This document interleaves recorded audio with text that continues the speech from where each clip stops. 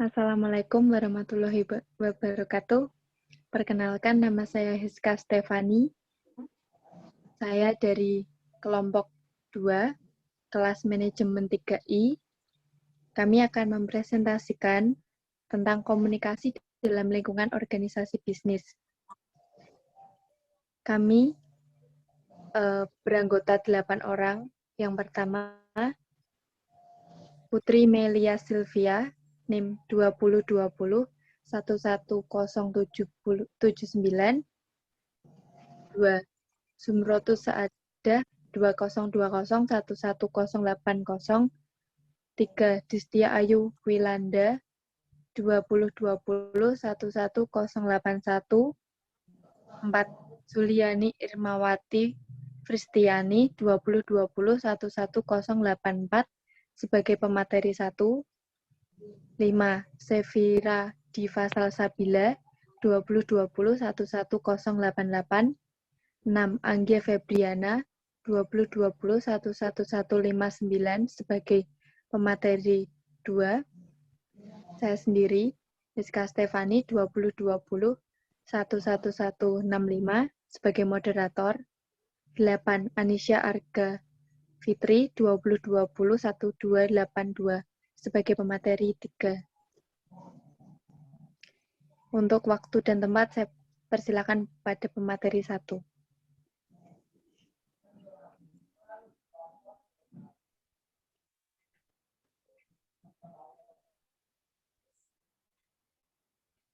Baiklah, saya akan menyampaikan materi yang berjudul Komunikasi dalam lingkungan organisasi bisnis. 1. Komunikasi dalam organisasi.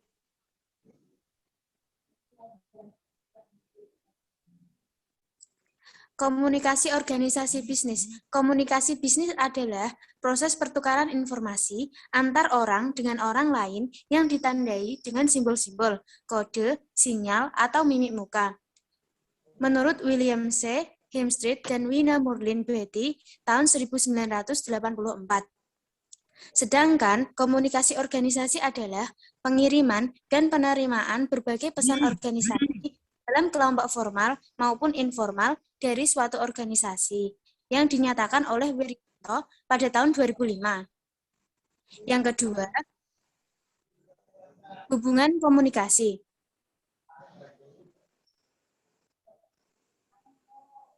Dalam hubungan komunikasi, terdapat fungsi penting dalam organisasi, yakni 1.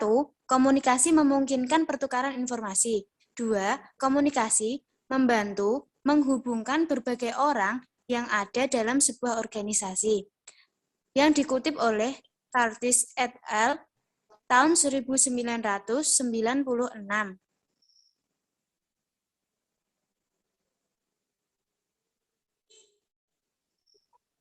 Contoh kegiatan dalam organisasi bisnis yang dihubungkan dengan pertukaran informasi.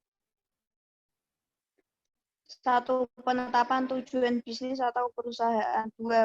Perekrutan dan pengembangan karyawan. 3. Pembuatan dan pelaksanaan keputusan. 4. Penilaian kerja.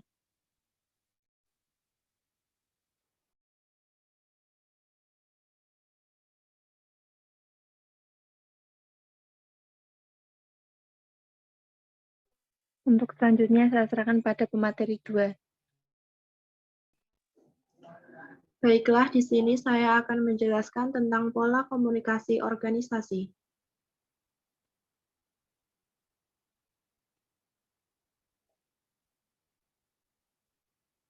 Pola komunikasi formal. 1. Komunikasi dari atas ke bawah atau downward communication adalah komunikasi yang diawali oleh pemimpin kepada karyawan. 2. Komunikasi dari bawah ke atas atau upward communication adalah komunikasi yang diawali oleh karyawan kepada pemimpin. 3. Komunikasi ke samping atau horizontal communication adalah komunikasi yang terjadi antara unit-unit yang memiliki posisi setingkat dalam suatu organisasi. Yang terakhir adalah komunikasi silang, komunikasi antara dua tingkat yang berbeda dalam sebuah organisasi.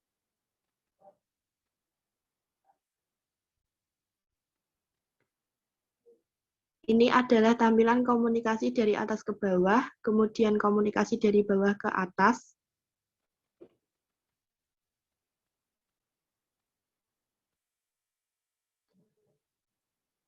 Dan yang ini adalah komunikasi ke samping, dan tampilan yang keempat adalah komunikasi silang.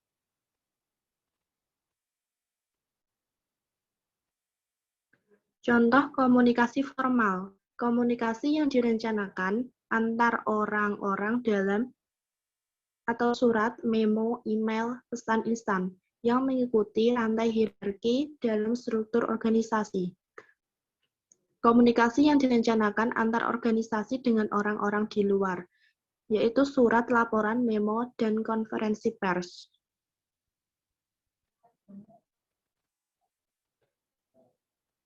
Dua, pola komunikasi formal. Dalam jaringan komunikasi formal, orang-orang yang ada dalam organisasi tanpa memperdulikan jenjang hierarki, pangkat, dan kedudukan atau jabatan dalam berkomunikasi secara leluasa. Contoh.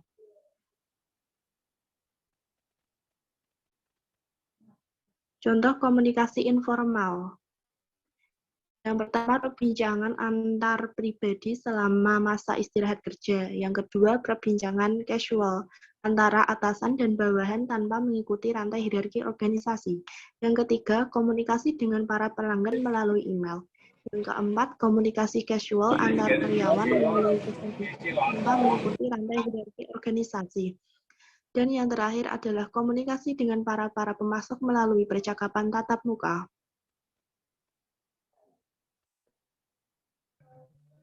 Waktu selanjutnya saya serahkan pada pemateri 3.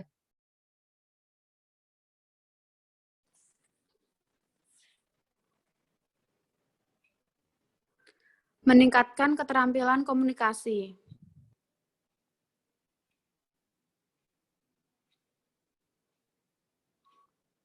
Tingkatan komunikasi ada 5. Yang pertama, komunikasi rutin, fungsinya menegaskan kepada orang lain. 2. Pembicaraan tentang fakta, fungsinya memberikan informasi. 3. Penyampaian opini, kepercayaan, dan nilai, fungsinya memperlihatkan kepercayaan. 4. Berbagi perasaan, fungsinya ikatan pribadi. Dan yang kelima, keintiman, fungsinya penyingkapan penuh. Meningkatkan keterampilan komunikasi. Keterampilan komunikasi menurut Greenstein meliputi aspek menyampaikan pesan dan target terpilih, mau menerima komunikasi atau membaca, mendengar, berpendapat, dan menggunakan banyak sumber untuk menyatakan ide. Cara terbaik untuk meningkatkan kemampuan berkomunikasi adalah melalui latihan-latihan atau praktik-praktik. Seseorang yang telah menulis 10 laporan biasanya adalah lebih baik dari mereka yang hanya menulis 2 buah laporan.